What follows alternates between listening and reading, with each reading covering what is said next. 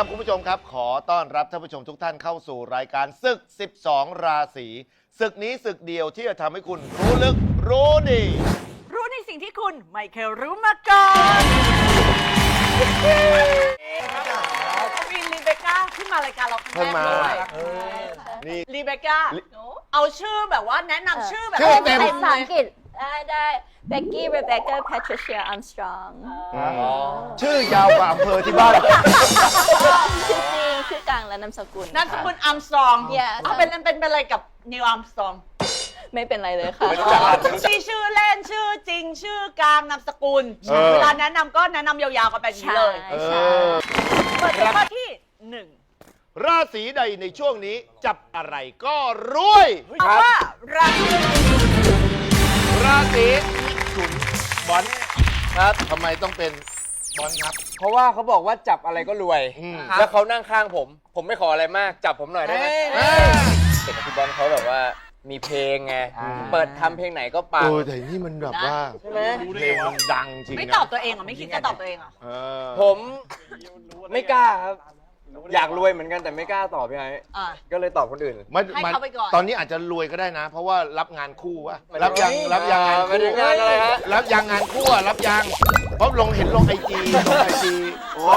ย เปิดตัว ไม่แล้วบนเวทีคอนเสิร์ตเรียกกันเบบีแล้วที่รักแล้ว ยิงป่ะ เบบีแล้ว ไปดูมา ไปดูมา อ่า เรียกกันเบบีแล้วอะ แล้วดูแล้วรู้สึกยังไง ร้องไห้ไปนิดนึง หนีกลับก่อนเลยหนีกลับก่อนเลย บอล ครับ มีคนตอบเราด้วย แล้วบอลตอบว่าราศี ตุนครับผม พี่อาร์ต ใช่ครับ ราศีตุลทำไมต้องตุล ผมคิดว่า คุณชายหมูกรอบ ใช่เขาแบบทำธุรกิจอะไรอย่างเงี้ย เออ ผมคิดว่าเอ้ยจับอะไรก็รวยเพราะว่า เออ หมูกรอบเขาก็ดังอะไรอย่างงี้ แล้วช่วงนี้เขาดูมามากเลยนะ ใช่ อ่ะโอเค นิวตอบว่าราศี ราศี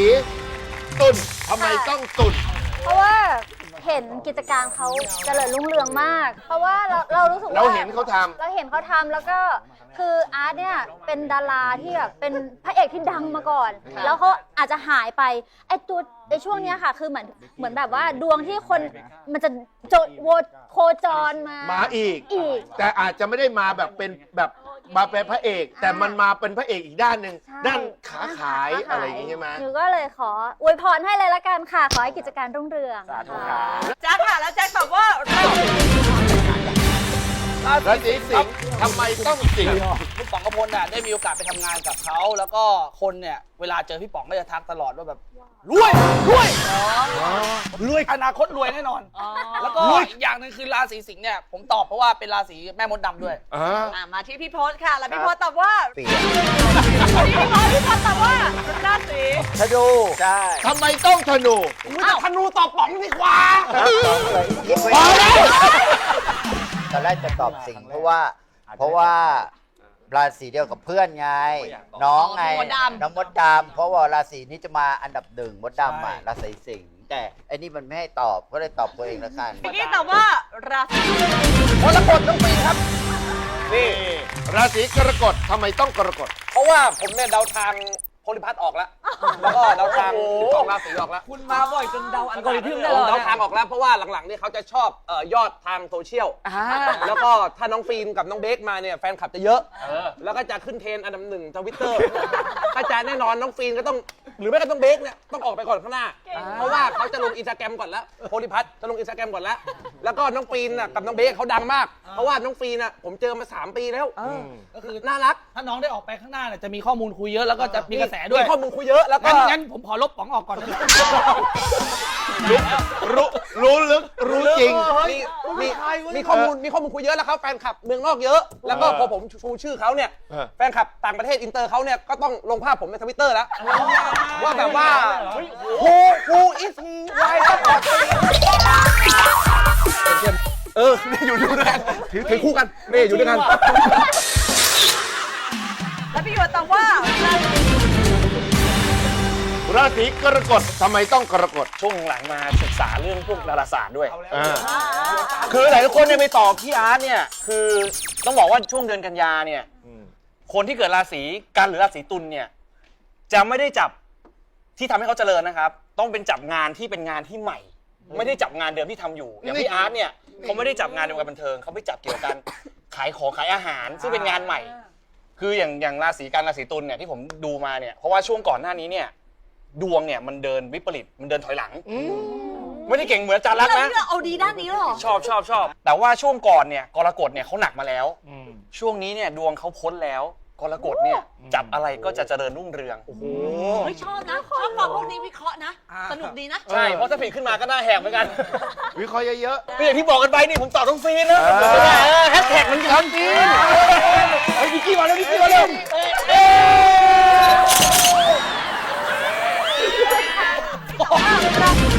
ราศีมังกรทำไมต้องมังกร กำลังมีน้องไงกำลังจะมีน้องกำลังจะมีลูกเขาเรียกว่ามาค้ำมาคูณมาทำให้อะไรที่มันดีอยู่แล้วดีขึ้นไปเรื่อย แต่พี่ปองตอบ ครับ ว่า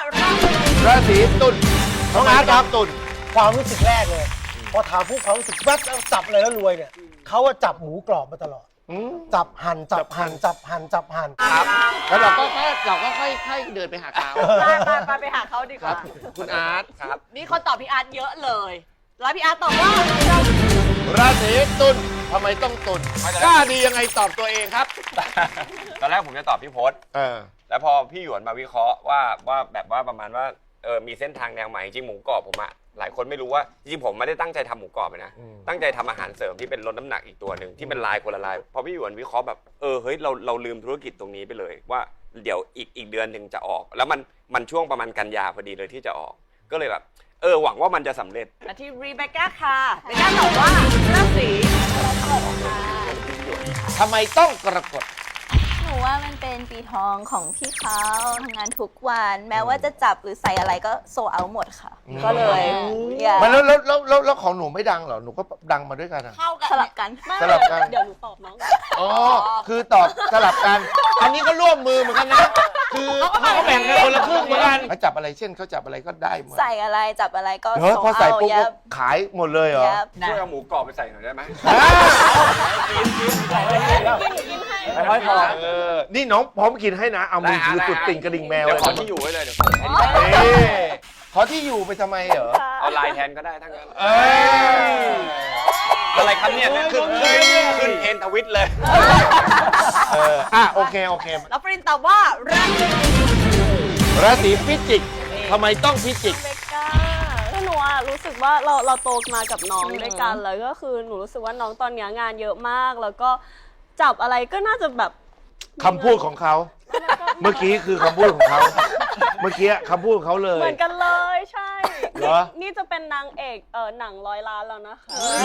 เขาเป็นมาแล้ว100 ล้านยัง ใช่100 ล้าน ใช่แล้วเหรอ นี่อะไรนางเอก100 ล้านนะฮะ ครับ นี่พระเอก100 เล้ายังไม่คุยเลย ฉันสงสารน้องสองคนนี้เขาเพิ่งมานะ รักษาภาพ สนุกไหม รุ่นพี่ในวงการ มาแล้วสนุกไหม สนุก อยากออกไหม มาฟันทิ้งกันดีกว่า อัตลิงฟันทิ้ง ราศีที่ในช่วงนี้จับอะไรก็รวยคือราศี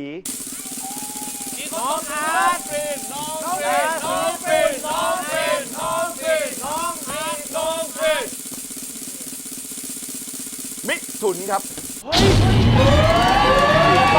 บอลครับ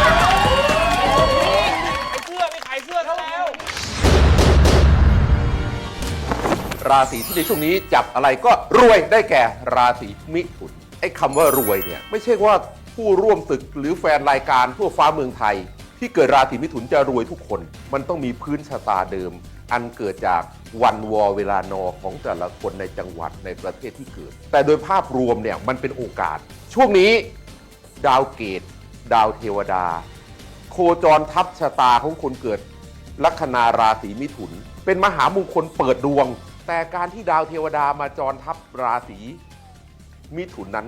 ราศีมิถุนต้องเป็นคนดีมีศีลมีธรรมเพราะฉะนั้นมันแปลว่าศีลธรรมในตนเป็นพื้นฐานดวงพื้นดวงของแต่ละคนแม้เกิดราศีเดียวกันก็มีพื้นต่างกันไปนี่คือความหมายดังนั้นโดยภาพรวมดาวจรเกตจรกุมจุดชะตากำเนิดเป็นมหามงคลและที่สำคัญดาวพุธซึ่งเป็นดาวประจำตัวของชาวราศีมิถุนเริ่มโคจรเดินหน้าและเป็นจังหวะจากโคนที่ดีการคิดที่ไม่ลังเลการลงมือกระทำจะนำไปสู่ความสำเร็จครับ2ดาวศุกร์เป็นตัวแทนของดาวการเงินดาวศุกร์นะโคจรเข้ามาสู่เรือนการเงินมีตำแหน่งเป็นราชาโชคราชาโชคฉลกฉลาวผลบุญเก่าส่งให้เห็นเป็นสง่ามีไหมบุญเก่า นะมีอำนาจราชศักดิ์ดุจราชา สมบัติพระสถานทั้งหลายนั้นหนาไม่ต้องซื้อต้องหาเข้ามาเอง มันมีโอกาสงานเข้ามา เงินอยู่ข้างหน้า เงินวิ่งเข้ามาหาอย่าเรื่องมากรับเข้าไว้เยอะๆแล้วเงินจะเข้าเองนะครับแล้วจากนั้นไม่นานดาวศุกร์ก็จะโคจรเป็น3กับดวงชะตาศุกร์3ดังนี้จักเจริญยิ่งยศนาแปลว่าหยิบจับอะไรขอให้หยิบขอให้จับขอให้ทำจริง อย่ายึกยักรวยโดดเด่นและที่สำคัญราหูจรย้าย 17 ตุลานี้ จะเป็นมหามงคลวิถีเพราะราหูท่านจะโคจรเข้าไปสู่ในเรือนที่เรียกว่าเป็นสุภะแปลว่าต่างประเทศแปลว่างานทีวีงานบันเทิงงานโซเชียลงานที่เกี่ยวกับอินเทอร์เน็ตงานที่เกี่ยวข้องกับเรื่องของมายารุ่งโรจน์เจิดจรัสงานที่เกี่ยวข้องกับการที่จะต้องใช้พลังในความคิดครีเอทีฟความตั้งใจการเจรจาคำพูดรูปร่างหน้าตาเขาเรียกว่าเสื้อผ้าหน้าผมไปได้หมดนะครับเพราะนั้นด้วยเหตุผลอย่างนี้เนี่ยคุณที่เกิดในราศีมิถุนต้องไปหาโอกาสร่วมพิธีเจริญพระพุทธมนต์โดยเฉพาะวันราหูย้าย 17 ตุลาคมภาคเหนือวัดพระธาตุพิมชัยภาคอีสานวัดสารอยโคราชภาคใต้วัดนางพญานครศรีธรรมราชภาคกลางก็จัดที่วัดเจ้าอามเอาละครับด้วยเหตุผลทั้งหมดทั้งมวลที่ว่ามานี้จึงนำมาเป็นบทสรุปในทางโหราศาสตร์แบบฟันธงที่ว่าราศีที่ในช่วงนี้จับอะไรก็รวยได้แก่ราศีมิถุนฟันธงครับ นี่ผมอยากจะจับตัวเองเหมือนกัน จับ นะ หน่อยจับหน่อยจับอะไรก็รวย นะเขาบอกว่าอีกอย่างหนึ่งที่อยากทำคือพิธีกร เฮ้ย พิธีกรงานหนัก ผมอยากเป็นพิธีกร 12 ราศี นี่ไงเขาอยากอะพี่มิง การใช้พัดนี่ไม่ง่าย จริงเหรอฮะ ลองให้เขา ผมว่าฝึกได้ โอกาส ฝึก น้ ได้ อง ฝึกได้ อย่ามาปัดโอกาสน้อง ใช่ไหมล่ะ เปิดเส้นข้อที่หนึ่ง ราศีใดในช่วงนี้จับอะไรก็รวยอาทิตย์หน้าเดี๋ยวผมมาเดี๋ยวอาทิตย์หน้าเดี๋ยวผมมาอาทิตย์หน้าเดี๋ยวผมมาใหม่ดีเลยอะไรอ่ะมานั่งมาดีกว่าเยอะเลยดีกว่าเยอะเลยเอาละถึงเป้าหมายแบบลดมาเยอะพักแป๊บเดียวครับผมเดี๋ยวกลับมาสนุกกันต่อครับผม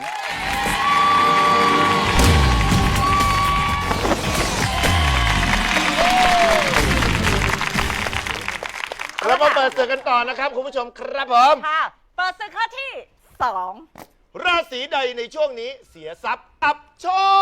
ค แต่ว่าราศี ราศีกรกฎทำไมต้องกรกฎ ขอฉีกไปเลยแล้วกัน เพราะว่าถ้าข้อเมื่อกี้จับแล้วไม่รวยเนี่ยแปลว่าอาจจะแบบมีโอกาส เพราะว่าที่ผ่านมาเขาแบบทำงานหนักไงเขามีเงินมีทองมีชื่อเสียงก็อาจจะอยากใช้จ่ายบ้างอยากจะต้องลองเสียทรัพย์ดูบ้าง เพื่อจะโตขึ้นไปเพื่อจะรวยขึ้นไปอีกไม่รู้ผมมีธงหนึ่งแล้วผมพอใจแล้ว แล้วบอลตอบว่าราศี ราศี ครับ พฤ ผม ษภทำไมต้องพฤษภ จริงๆกับผมไม่รู้จะตอบใคร แล้วผมหันไปเห็นเฮ้ย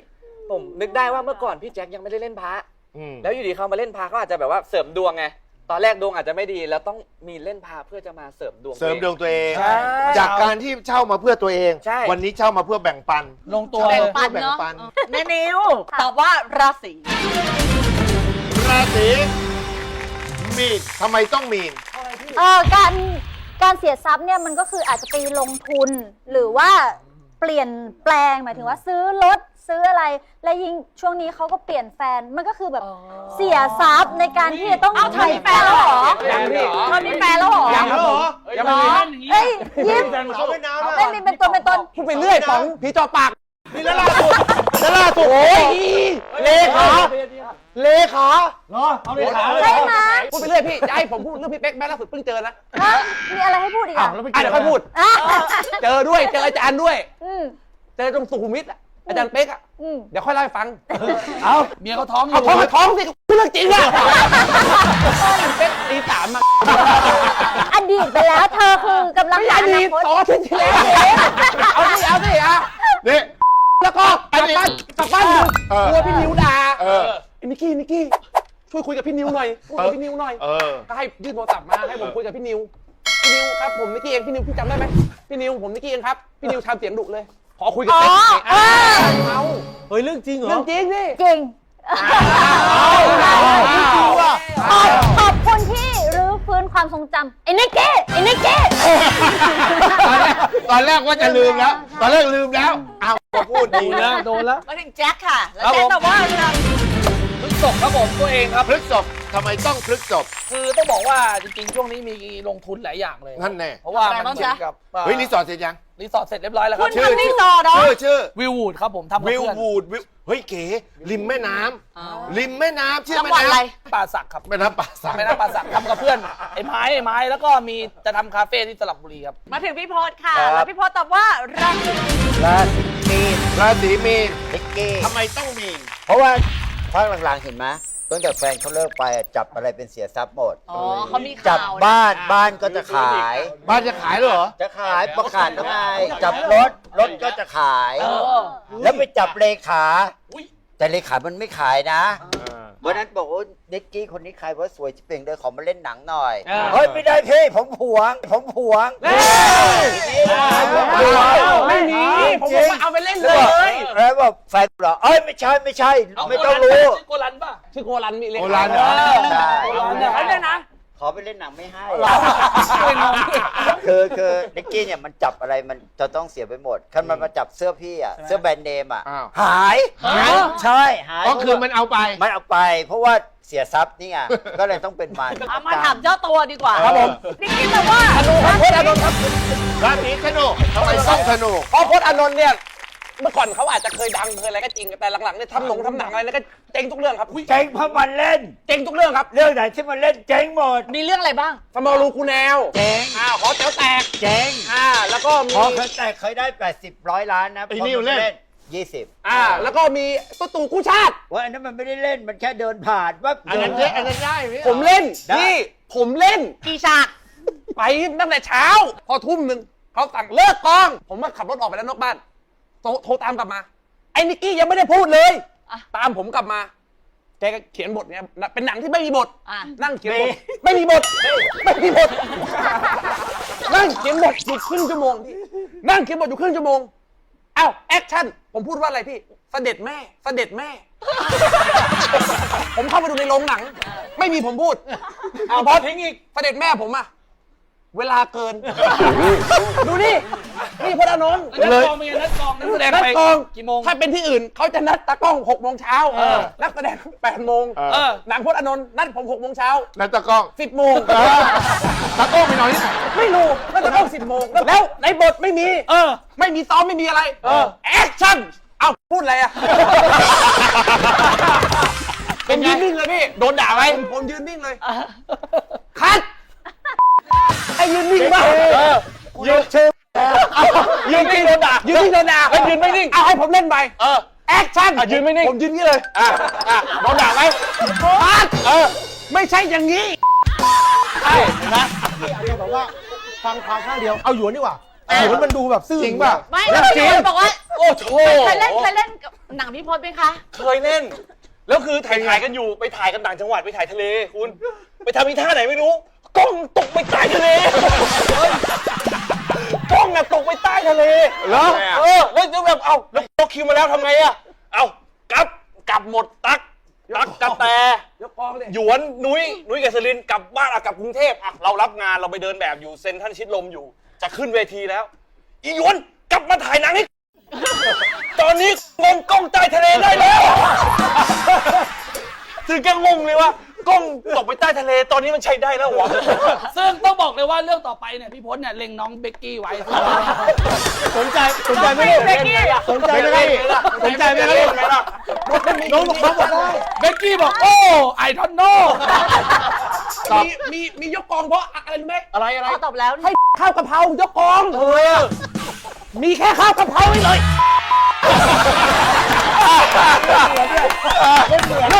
เหมือนว่าไอพวกนี้มันทำพี่เขาพี่เขาไม่ได้ถึงขนาดนั้น ขนาดนั้นแหละ ใช่ไหม ไม่เหมือนไม่ใช่มันพูดแหละ อ้าวโอเคหยวน เอาแล้วเดี๋ยวพี่หยวนค่ะ แล้วพี่หยวนตอบว่าราศี ราศีกันทำไมต้องกันเป็นตัวแทนคนราศีกันไม่ได้พาดพิงถึงใครแต่ว่าช่วงนี้เนี่ยมันจะมีปัญหาเรื่องของเสียทรัพย์เพราะว่าเรื่องของหุ้นส่วนด้วย ที่ผมดูมาคือต้องระวังเรื่องการเซ็นสัญญาเรื่องอะไรพวกนี้ครับไอ้เรื่องของการอับโชคเนี่ยผมตีไปประเด็นว่าอาจจะอับโชคในเรื่องของชีวิตเนี่ยต้องสู้ด้วยตัวเองอย่าไปรอโชคช่วยเป็นอย่างนี้ฮะ โอเค แล้วพี่ตุ้ยตอบว่าราศี ราศีเมษทำไมต้องเมษตัวเองนะ ก็กะว่าในช่วงต่อไปนี้ก็กะแบบว่าอาจจะต้องมีเสียทรัพย์ในเรื่องต่อทุนไปเรื่อยๆอาจจะไปอย่างนั้น ไปลงทุน คุณทำอะไรบ้างลงทุนอะไรอยู่ ก็เป็นเรื่องอสังหาริมทรัพย์เคยคุยกับพี่ลิงอยู่อะไรเงี้ยแต่ถ้าเรื่องอับโชคนี่คือเราไม่ค่อยมีโชคลาภหรอกต้องเป็นการทำมาหากินอย่างเดียวอย่างนี้หรือเปล่าแล้วไม่อยากให้ใครด้วยเอารับเองดีกว่า นี่เป็นคนดีนะ สุภาพบุรุษ นี่มาดูสุภาพบุรุษอีกท่านหนึ่งต่อ อันนี้ไม่ใช่สุภาพบุรุษนะครับ ตอบว่าราศี ราศีเมษ แนว ทำไม ให้ ต้อง ร้า เม ย ษ กว่าอื่นดีกว่า คือผมระหว่างที่นั่งรอบันทึกเทปเนี่ยมีโอกาสเห็นตุ้ยกับหยวนคุยเรื่องรถกันเขาคุยเรื่องรถกันไอ้นี่ก็เล่นรถ4 wheel นี่ก็4 wheel แล้วก็ดูเหมือนจะมีปัญหาเรื่องเกี่ยวกับรถต้องซ่อมรถต้องเปลี่ยนไอ้นู่นไอ้นี่อะไรอย่างเงี้ยก็คิดว่าถ้าเสียทรัพย์เนี่ยก็น่าจะเป็นเรื่องรถและไอ้นี่ก็เป็นคนแบบเวลาไปไหนนี่ก็ดิ้งดาร์กอะไรเงี้ย เสียทรัพย์ทุกวันอ่ะ เสียทรัพย์ทุกวันนี่ไม่มีใครเหมาะเท่าไอ้ตุ้ยอีกแล้ว ไม่มีใครอีกแล้วตอบพี่ตุ้ยดาว พี่ตุ้ย ค่ะแล้วพี่อาร์ตตอบว่าราศี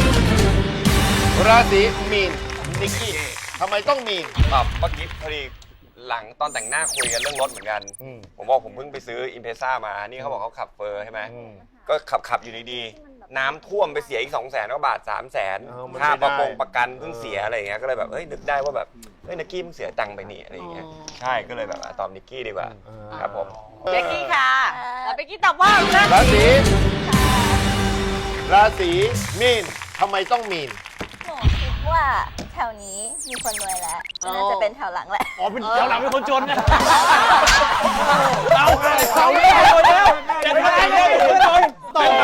ทำไมยกบอกแฟนคลับชอบอิสระโจ๊กอะไรอิสระโจ๊กโจ๊กไหลเลย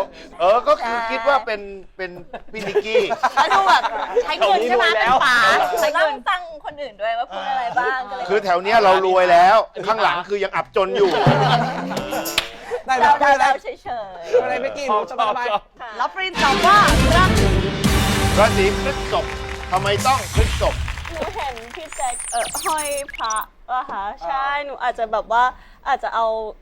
ทรัพย์ไปบูชาแบบไปเช่าไปอะไรอย่างเงี้ย เสียทรัพย์บูชา ใช่อาจจะแบบว่า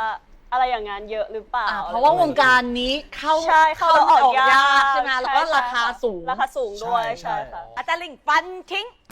ราศีที่ในช่วงนี้เสียทรัพย์อับโชคคือราศีเมษตุ้ย มีคนตอบถูกไหมครับ มีคนตอบถูกครับ ใครวะ ราศี มีน ราศีมีนครับ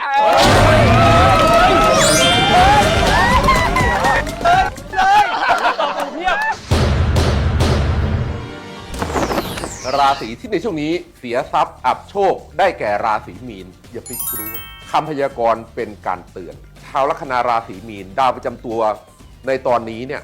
โคจรได้ตำแหน่งเป็นราชาโชคน่าจะดี แต่ทำไมไม่ดี เพราะดาวประจำตัวถือว่าเป็นประธานแห่งสุภเคราะห์คือดาวกุรุเทวาโคจรร่วมกับราหูคือพญามารอสุรินทราหู17 ตุลาคมราหูจะโคจรแยกจรจากดาวประจำตัวของคุณในเรือนการเงินมันก็จะเปลี่ยนแปลงไปจากร้ายกลายดี เพราะนั้นคนที่ไปไหว้ราหูเคยได้ยินไหมเปลี่ยนดวงชะตาจากร้ายกลายดีเพราะนั้นไอ้คนเกิดราศีมีนที่มันจะเสียทรัพย์อับโชคคือคนเกิดราศีมีนที่หมดกำลังใจ หมดแรง หมดอารมณ์เลิกป่วยใจเลิกป่วยใจนะให้มีกำลังใจมีความหวังความฝันมันเป็นอย่างนี้มันเป็นชะตากรรมเราจะยอมแพ้เหรอเราต้องสู้ดิใช่ไหมเพราะถ้าเกิดเราสู้เหนื่อยก็ได้เงินเหนื่อยก็สำเร็จคือมันได้เงินยากอ่ะมันไม่ถึงขนาดอับโชคหรอกแต่เสียทรัพย์ต้องระวังเรารู้งี้ก็ต้องห้ามไปกดลิงก์อะไรแปลกๆ 2. อย่าใจอ่อนให้ใครยืมคนเกิดราศีมีนเข้าใจอ่อนลังเลใจอ่อนที่สงสารอย่าอันตรายเอ็นดูเขาเอ็นเราขาดเนี่ยเตือนแล้วนะมันจะมีสภาพเป็นอย่างนี้ไปจนถึงประมาณเดือนพฤศจิกาธันวาแล้วมันจะพลิกดีเลยเอาละครับด้วยเหตุผลทั้งหมดทั้งมวลที่ว่ามานี้จึงนำมาเป็นบทสรุปในทางโหราศาสตร์แบบฟันธงที่ว่าราศีที่ในช่วงนี้เสียทรัพย์อับโชคได้แก่ราศีมีนฟันธงครับ ครับอาจารย์ ไม่ บ้านขาย บ้านขายครับ รถขาย รถขายครับ ขายเพราะอะไรก่อน ขายยันแม่เลยครับ ขายเพราะอะไรบ้านเนี่ยนะขายเพราะมันรู้สึกว่าไม่อยากอยู่แล้ว หรือว่าอยากได้บ้านใหม่หรือว่ายังไง ผมเป็นคนไม่ยึดติดครับพี่ไอ้ถ้าเกิดผมแบบมีคนซื้อแล้วให้กำไร ผมว่าขายพี่ ขาย ผมไม่ค่อยไปซื้อใหม่พี่ผมไม่ซีเรียสครับ แต่ก็ประกาศขายไปก่อน มีคนสนใจเยอะไหม ยังไม่มีใครทักมาสักคนเลยครับ รถก็ขายเหรอ รถก็ขายครับแต่ผมไม่ค่อยยึดติดไงถ้ารวย ไม่ยึดติดนะ ถ้ารวยก็รวยเป็นช่วงๆบางช่วงจนก็ขายได้ ก็เราเป็นคนสปอร์ตอ่ะ ครับพี่ เราไม่ใครยืมอะไรก็ให้ยืมหมด ยืมหลังๆก็ไม่ค่อยให้ยืมแล้วพี่แต่ผมจะติดแบบเป็นเรื่องบ้าผู้หญิงมากกว่าครับ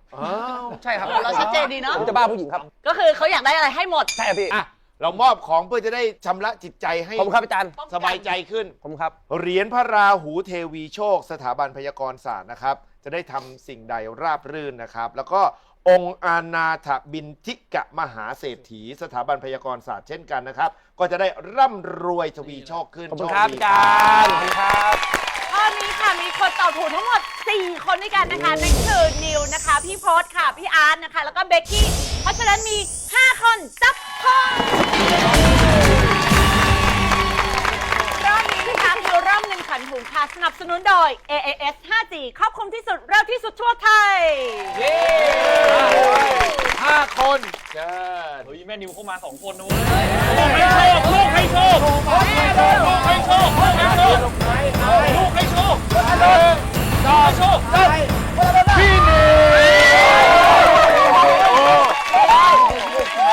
เหมือนหยวนพูดเลยอ่ะ แม่นิวนะคะ คือผู้โชคดีค่ะได้รับเงินขวัญถุง 10,000 บาทจาก AAS 5G ครอบคลุมที่สุดเร็วที่สุดทั่วไทย ดวงตาสุดๆไปเลย รับไปเยอะเลย ขอบคุณมินนี่ด้วยนะคะ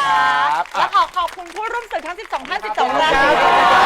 ครับผมท่านผู้ชมครับ คุณผู้ชมนะคะ สามารถติดตามความสนุกแบบนี้ย้อนหลังได้ทาง Facebook ศึก 12 ราศี YouTube Polyplus Entertainment Instagram และ TikTok Polyplus จัดให้ สวัสดีค่ะ สวัสดีครับ